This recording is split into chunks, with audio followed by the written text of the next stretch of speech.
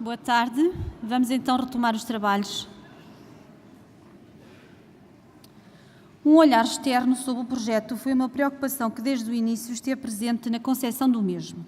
Assim, esta missão ficou a cargo da OCDE, pelo que temos connosco Andreas Schleicher, diretor de Educação e Competências desta organização, que nos irá apresentar as principais conclusões da avaliação desenvolvida por esta entidade. Tenho assim a honra de chamar ao palco Andreas Schleicher.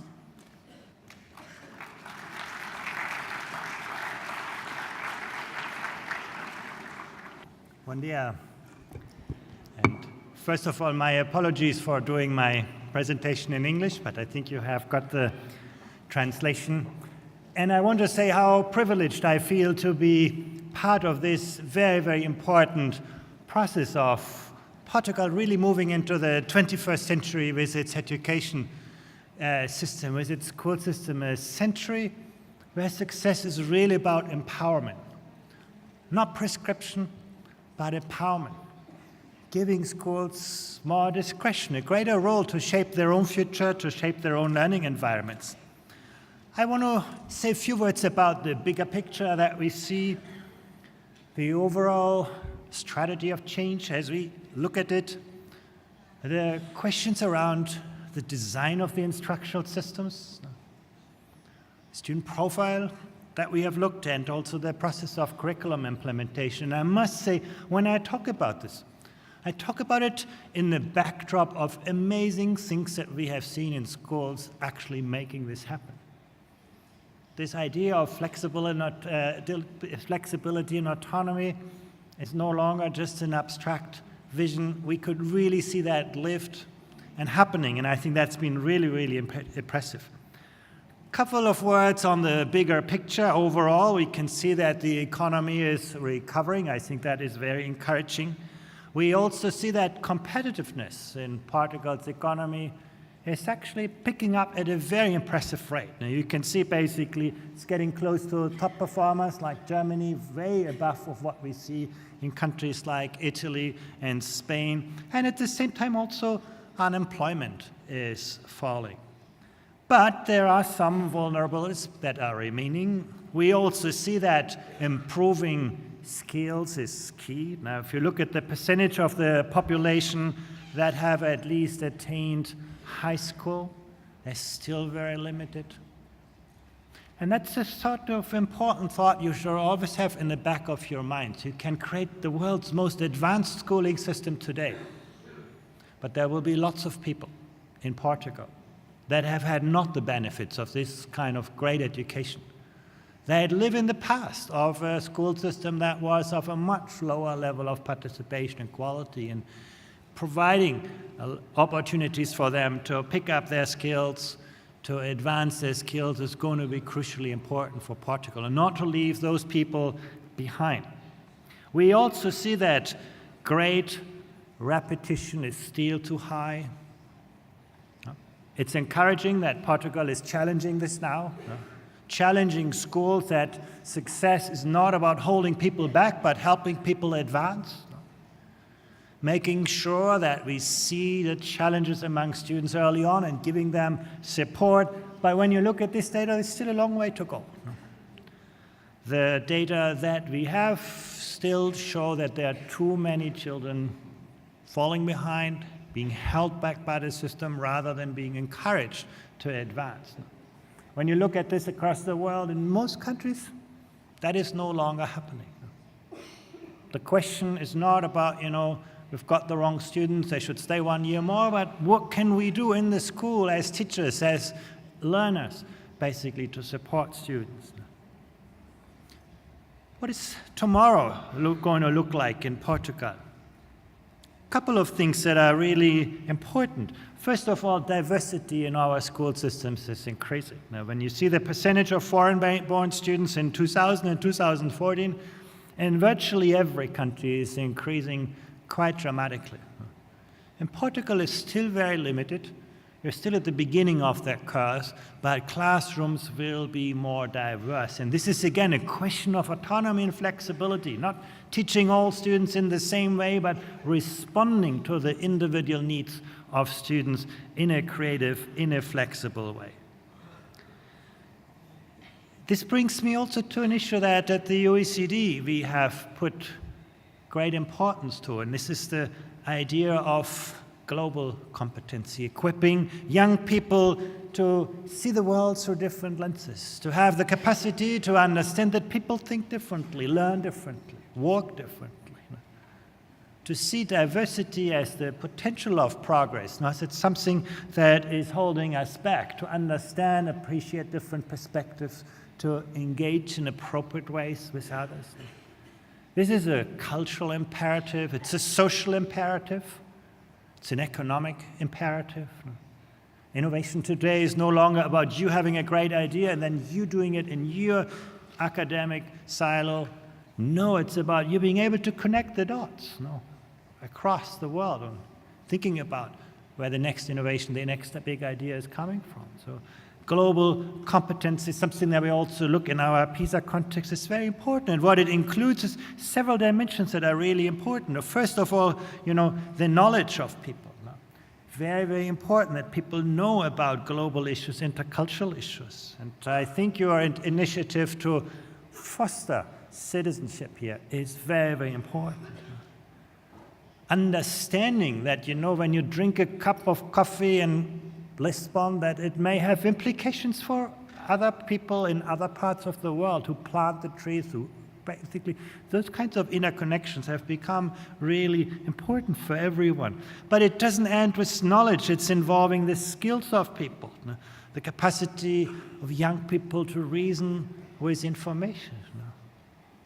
This is the challenge of our times. In the past, literacy was about extracting information, and you could trust the information that you see it. If you didn't know the answer to a question, you could direct a student to an encyclopedia, you could look the answer up, and you could trust the answer to be true. Today, you go on Google and you find 50,000 answers to your question, and nobody tells you what's right and what's wrong, what's true and what's not true. Literacy has become about constructing knowledge, not about extracting prefabricated wisdom. Communication in intercultural context, perspective taking. Some people say empathy. Put yourself in somebody else's shoes. Those things are really, really important. They are part of what citizenship really is about. It's not about nationality. It's about being an active citizen in a global world. It's also to do with attitudes. Very important, the mindset, the openness towards other people, other cultures, about respect. Those things are very important. And the most contentious part is about values. That's sort of things like human dignity, cultural diversity. To what extent are we growing up in a world in which those things can flourish? Why school? Well, school is the first and for some people the only place where they can actually encounter the full richness of our societies. Now, you grow up in your family, you grow up in the kind of context. School is the place where you can actually meet people who are different. Because the world around us works against us. If you think about the power of digitalization these days, digitalization has been incredibly democratizing. Everybody can participate. But digitalization is also concentrating powers at an incredible rate, leaving people out of the equation. Few companies dominating everything. Digitalization is incredibly particularizing. The smallest voice can be heard everywhere. You post something on Twitter or Instagram and everybody can know about it. But it's also homogenizing views, squashing intercultural differences. This is the other phase of digitalization. It's incredibly empowering for those who have the right skills. Today, to do something great in our societies, you don't need a lot of money, you don't need a big infrastructure, you need a big idea. It can be a great idea, it can be a bad idea, but you can change the world with an idea. That's the power of digitalization. But it can also be incredibly disempowering for people who do not have the skills to participate. Digital technologies are polarizing our world in a way that we have never seen before. We can see really that that's basically something that is happening around us as we speak, and school is the place to actually address this. Citizenship is the kind of antidote to this. Digitalization is putting us into the echo chambers. We end up talking to people who are like us, who are similar to us, who think like us. No? In the past, it was used to be done by some newspapers. Today, it's happening around us everywhere. Facing that is very, very important. No? In the past, you could say digital technologies were somewhere in the phone or in a device. Then they basically became part of the real life, and then they connected everyone. That's the reality, and we all know that kind of picture. Think about it with some data. Look at here. You can see in many countries, and Portugal is among them, it's a majority of students who say they feel bad if I'm not connected to the internet. So the connected life has become part of an integral part. We can no longer sort of be without it as a country, and you can see Portugal is right at the top of this. That's the reality in which young people grow up, but it's the reality that compresses the way in which we look at the world.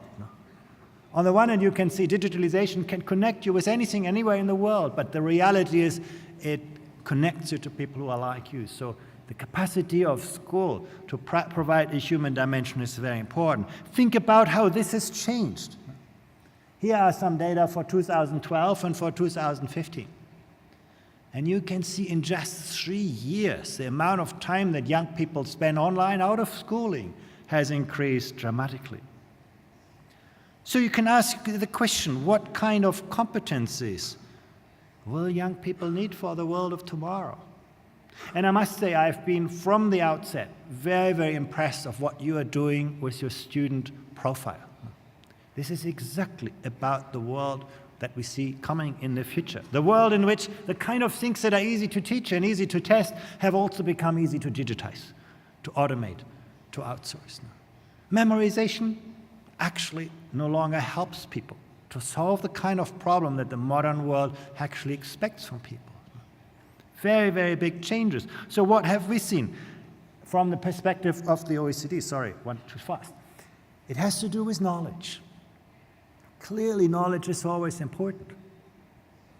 But it's no longer knowledge of a content that matters. That changes very fast. It's more what we call epistemic knowledge. Can you think like a scientist? Can you think like a philosopher? Can you think like a mathematician? As opposed to remembering all the formulas and equations in the world. And that is much more challenging for teaching. No? Teaching mathematical content, you just can do. You ask students to do lots of exercises, they will accumulate them. That's easy to do. Teaching them to think like a mathematician is really the hard part. And I tell you this, that despite, the student profile is moving in the world of 2030, but if I look at the reality, for example, in the context of the last PISA results, most of the tasks that students in Portugal did well were the ones that were about the reproduction of subject matter content. Students still have great difficulties in solving tasks when they need to think like a scientist, think like a mathematician. And the challenge is actually to teach fewer things in greater depth. I was part of a process, over 10 years ago, like in Portugal, that was very similar, sort of an effort to take away material out of the school curriculum. They reduced the size of the school curriculum by 30% in the year 2001. And you can imagine, there was an outcry in society, parents saying, oh, my child no longer learns all of these things that I made me so successful. So parents are very anxious. Teachers said, what am I going to do with all of this space that I suddenly have? Teaching things at greater depth is easy to say, but how do I actually do that? How do I work with teachers from other disciplines to make things happen? Huge kind of anxiety. But Japan got the curve. Japan was the country among all OECD countries that saw the biggest rise in creative skills among students from quite low level to advanced levels. That's what can happen, but it's difficult to achieve.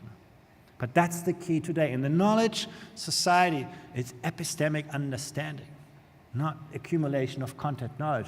On the skills side, we see a rise in the demand for social skills, the capacity of people to collaborate, compete, connect. Problems are no longer solved in isolation by people. No? Again, that's easy to say, really hard to do. What does it mean? And that's, I think, where your space for autonomy is so important. We talk about social skills. Everybody knows they are important. But in school, we put students behind individual desks, and then at the end of the year, give them an individual exam to solve. So everything we do works against collaboration. But that's where the future is. The future is with students who are able to work with others, to learn with others. In our last PISA assessment, we looked at collaborative problem-solving skills, and the results could be quite different from individual problem-solving skills. Again, Portugal is an example. Portuguese students did quite well in individual skills, they did not so well in the kind of collaborative problem-solving skills. So the social and emotional skills are increasingly important. That's what differentiates us from technology. One of the greatest risks in the 21st century is that we use education to create substitutes for computers. Now we try to make students almost as smart as a smartphone, and then we sort of see them losing out in a world that is dominated by artificial intelligence.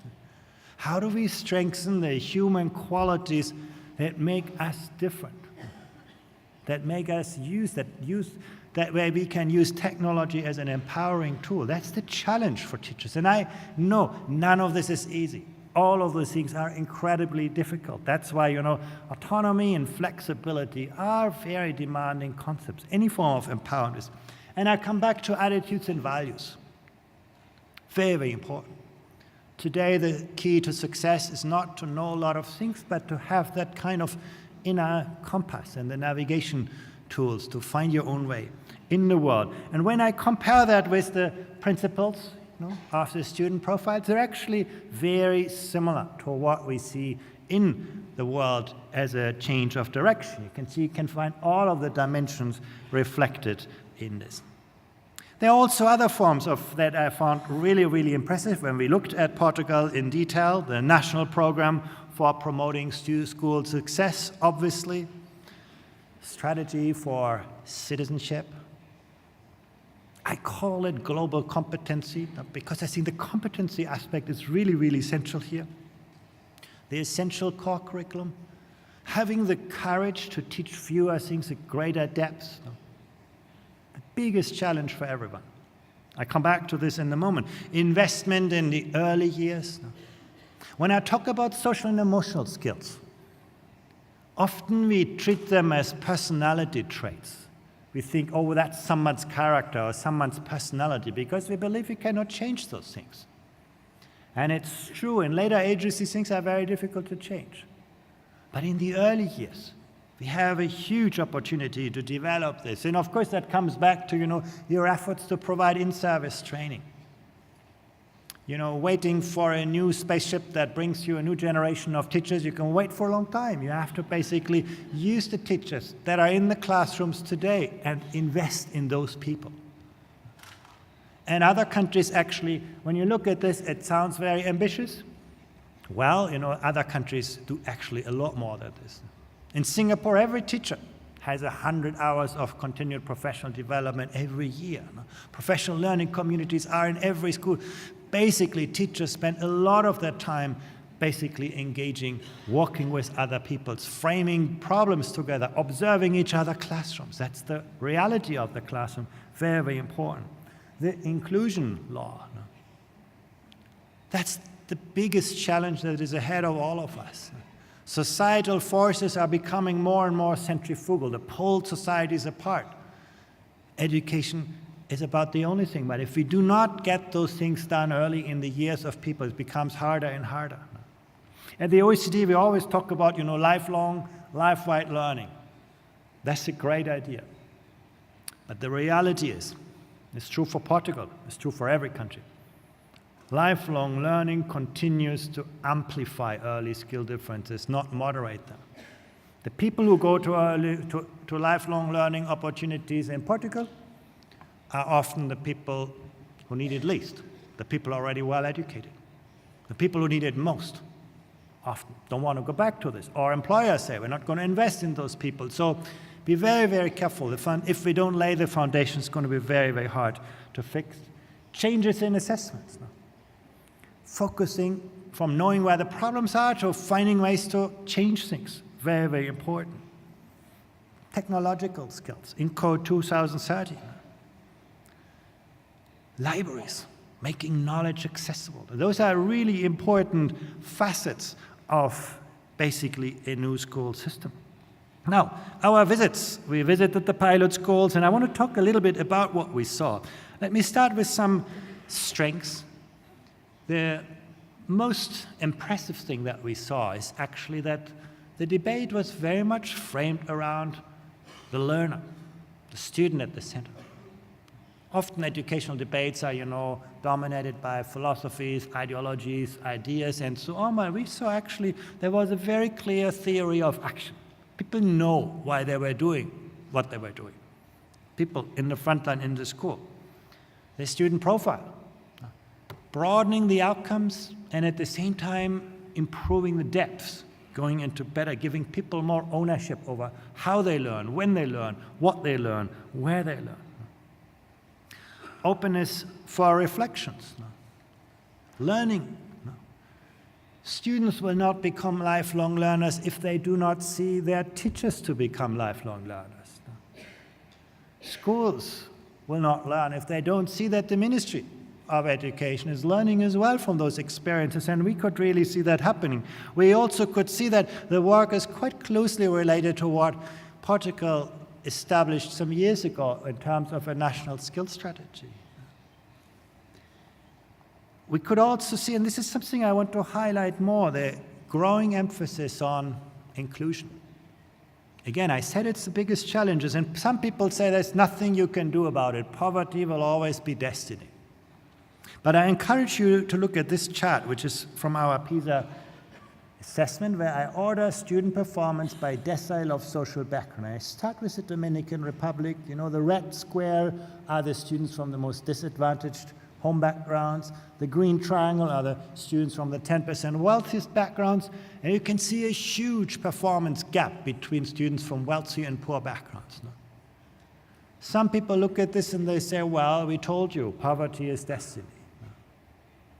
But if that would be all of the story, you would find the same picture in every country. And when you look at this across countries, you can see how similar students from similar social backgrounds, perform so differently depending on where they go to school.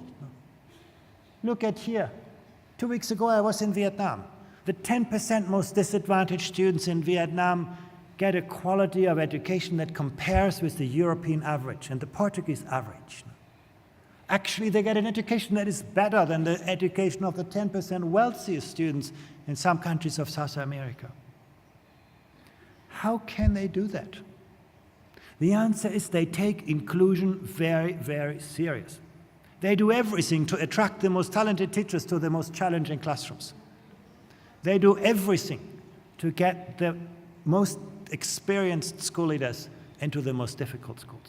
They pair high and low performing school. If you're a high performing school, you get a little bit more resources, but not to use in your own school. You use those resources to help a low-performing school advance. They build a network of schools, a powerful system that takes inclusion serious. There's no child left behind. These things are possible. What have we seen as the challenges of the reform? Well, first of all, the articulation with assessment is always challenging. Teachers will tell you, well, I really like the student profile. That's how I want to teach. But the next day, my students are going to do a university entrance exam or a school exit exam, and that tells me the opposite. Then where should I position myself? And that tension is real. What is the answer? Well, I think one day, Portugal will need to fully align the examination system and the examination culture with the student profile to give teachers consistent messages. Now, that tension is real, and there's no easy answer to this. We also found the misunderstanding that greater flexibility in the curriculum somehow needs to lowering learning standards. And actually, this is a surprise. The only country where I found this is actually Portugal.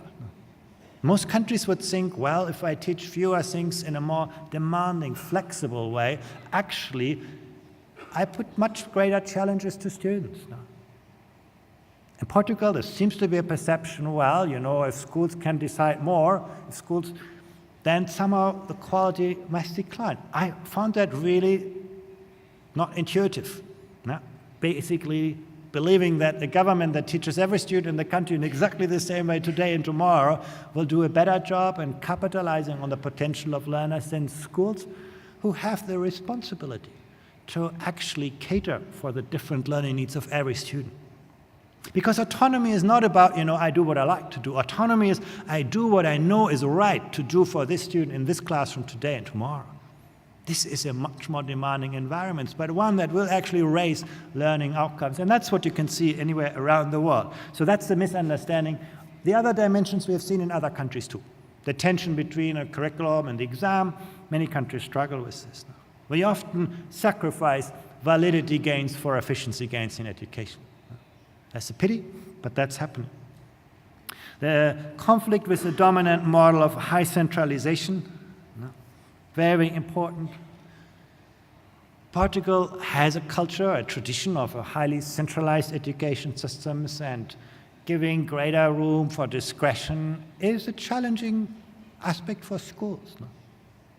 We see this all around the world. Greater autonomy means suddenly I have to take more responsibility. I have to think harder why I do something. Those things are natural. A culture clash, and also how is this going to spread and scale? Actually, personally, I'm not really worried about this. I am very confident that every school will want to be like the schools that we saw in this pilot.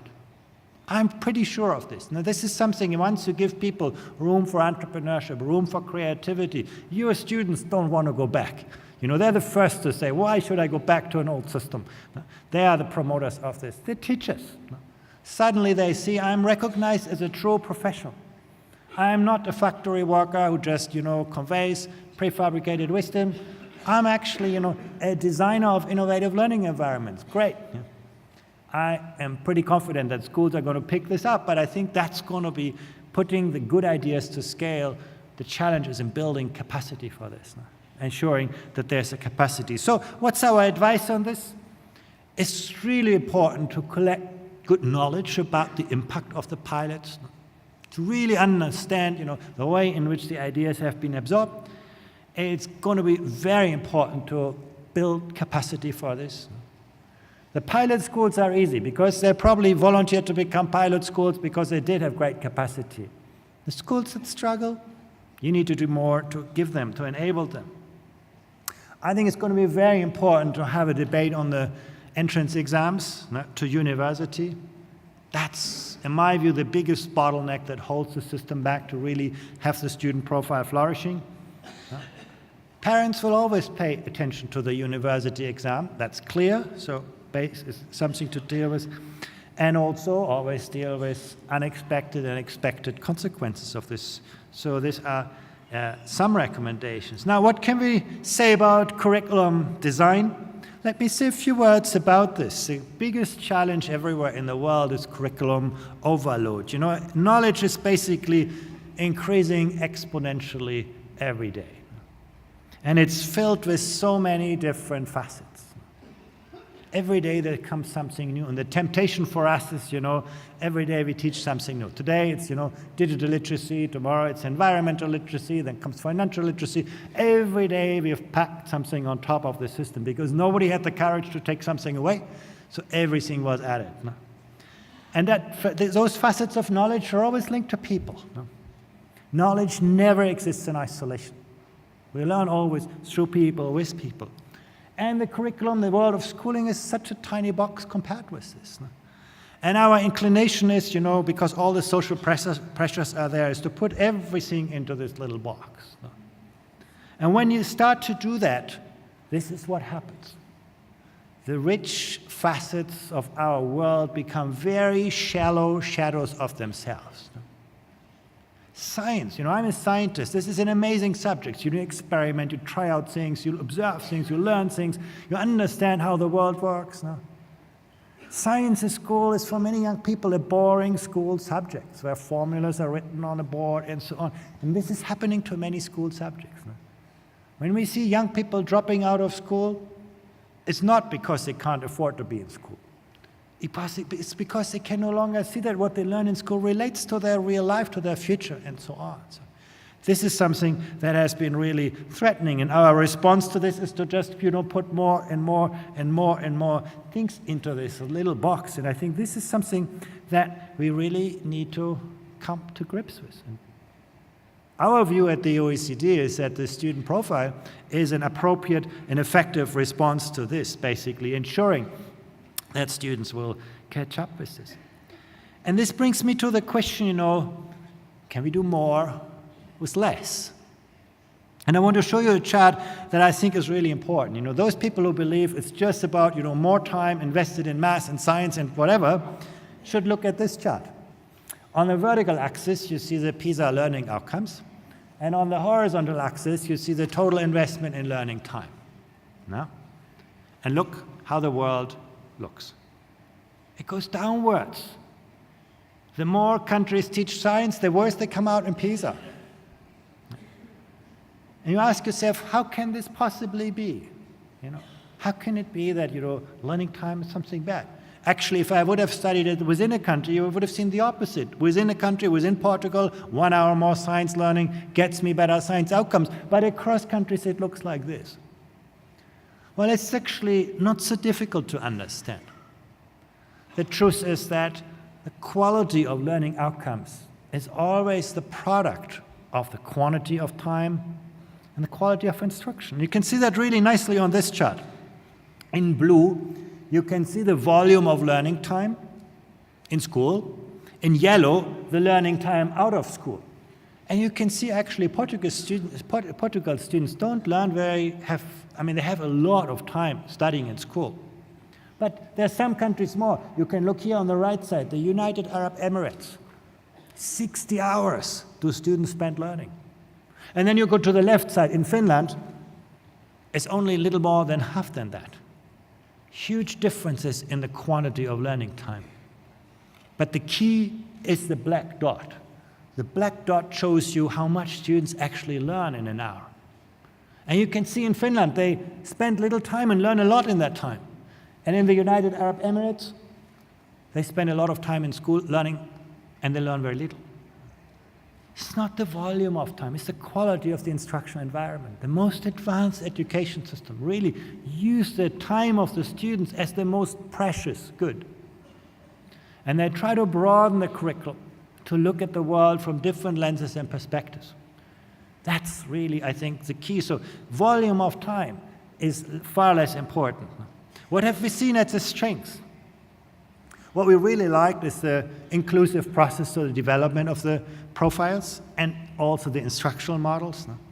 Headmasters, teacher societies, unions, the National Council for Education, all were part of this process. Probably it's taken you time. These things become lengthy and complex, but it's very important. The pilot project, trying it out, seeing how it works. And it enabled teachers to design new experiences in really meaningful ways and prepare themselves for this. So this is something that we really looked at this. We also found that the pilot project enabled students to experience and value many elements of the curriculum. To learn how to work and learn together with peers, the collaborative, the social environment. It made it happen. And we could look at it, it really worked well. To build relationships with teachers, something that is very, very important. To focus on relevance, making sure that what students learn relates to their current and future, and so on.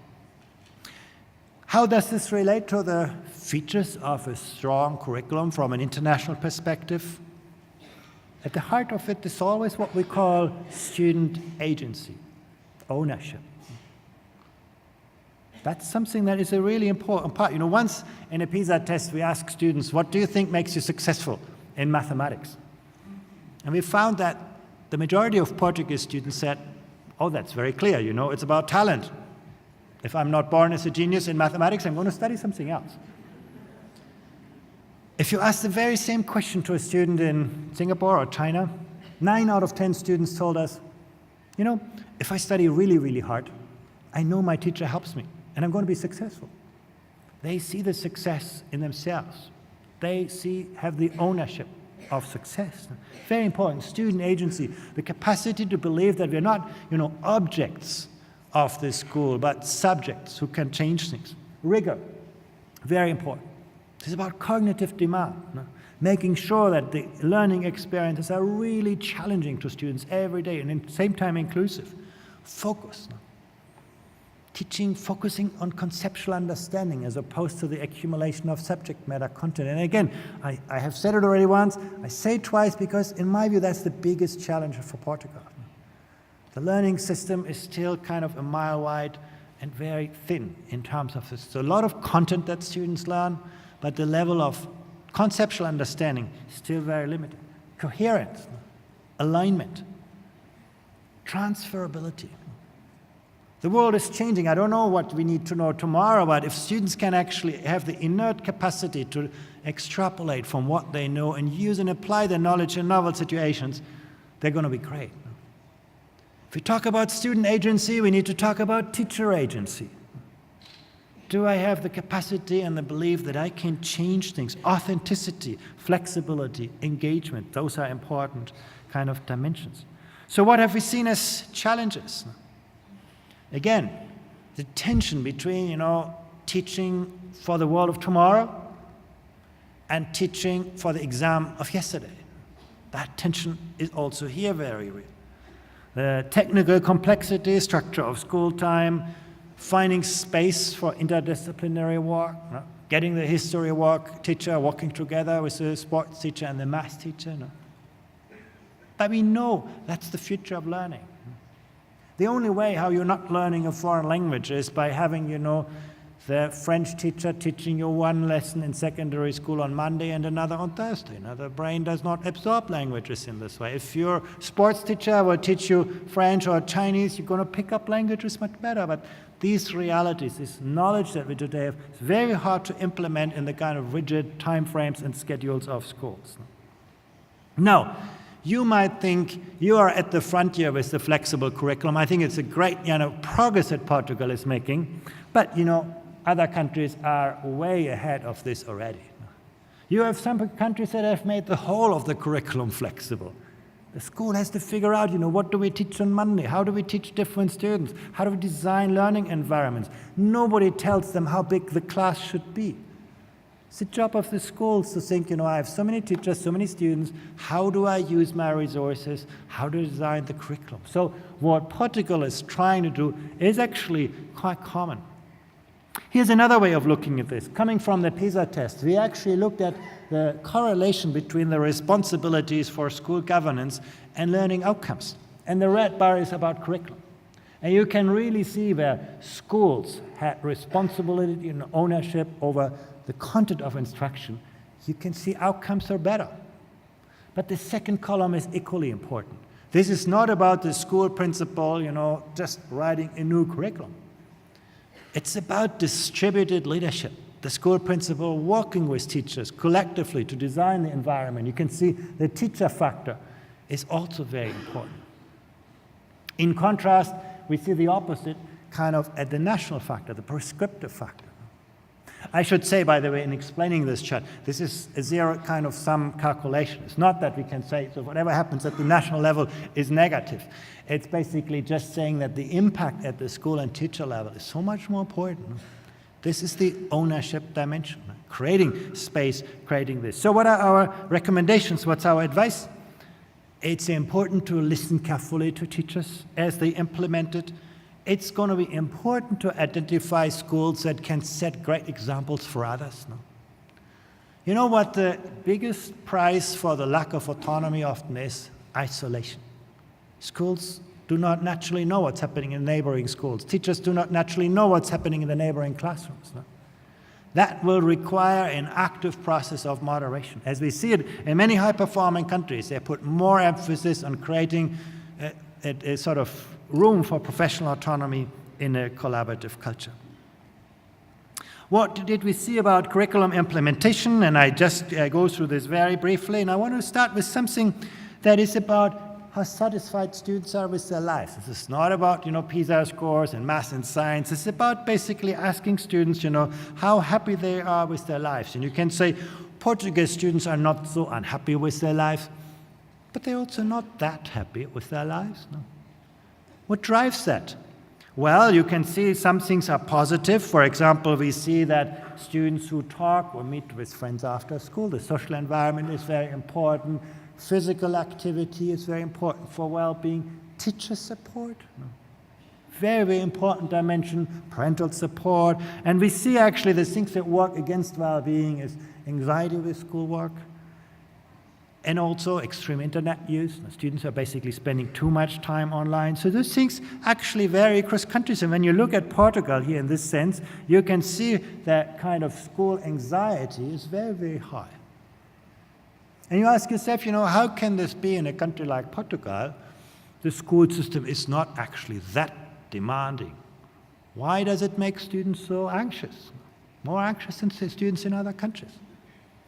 And a lot of this has to do with a kind of artificial pressure that the system creates. The system creates the pressure, we have to do more with less. If I don't do well this year, I'm going to repeat the school year. There are many factors that create, even though the school system is objectively not that demanding.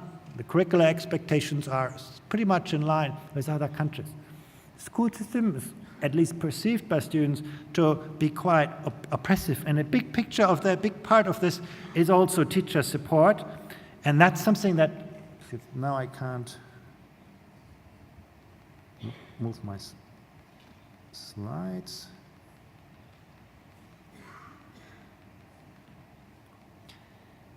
We can see that also, if you look at the share of students that perceive to be, be anxious about this. It's not just, the interesting part is, it's not just the kind of low-performing school students, the students who are struggling.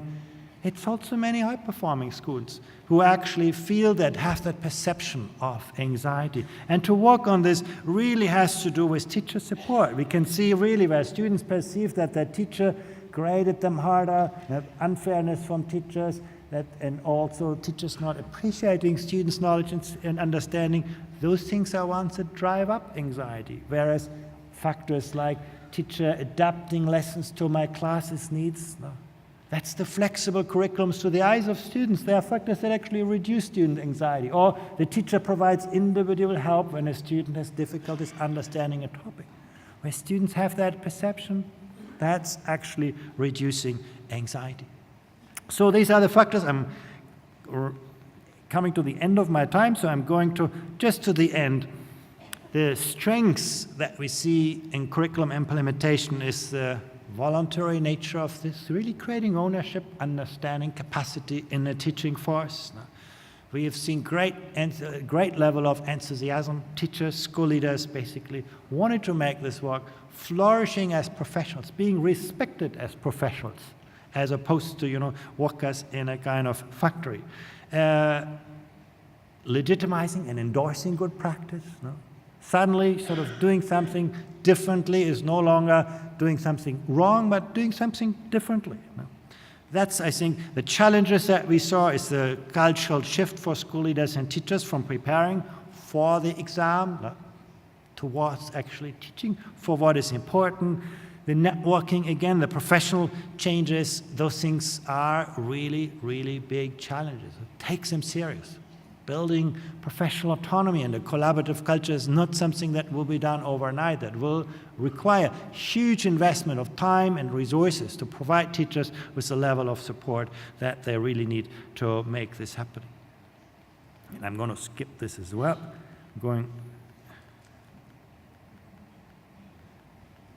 This is just sort of the data supporting what I've just been seeing. So concluding with recommendations really is what is important when it comes to curriculum implementation on our path is about continuity. Basically bringing people along on this trajectory, making sure that people become sort of owners of their processes. School leadership. If you drop a great teacher in a poor school, the school will win every time. It's really about leadership capacity that can sort of get teachers along, build the kind of focus on, it's about instructional leadership, as we call it at the OECD. Leveraging the pilot project, as an engine for change, creating new paths to the teaching profession, That's still sort of very much an idea. In our view, it's something that really needs to become an important part of the reality that teachers can actually develop in a more differentiated way. Collect exemplars, of great examples. Those are the kind of things that can still be done. But let me say that overall, we have been deeply impressed. I must say this is something where we can see Portugal really advancing from a culture of compliance, standardization, all of those aspects of the past, the kind of industrial organization of schooling, to a culture of ingenuity, where we see really schools and teachers becoming sort of the engineers of tomorrow's education, and where we can really see students being educated for their future. My congratulations again. Thank you very much. Obrigado.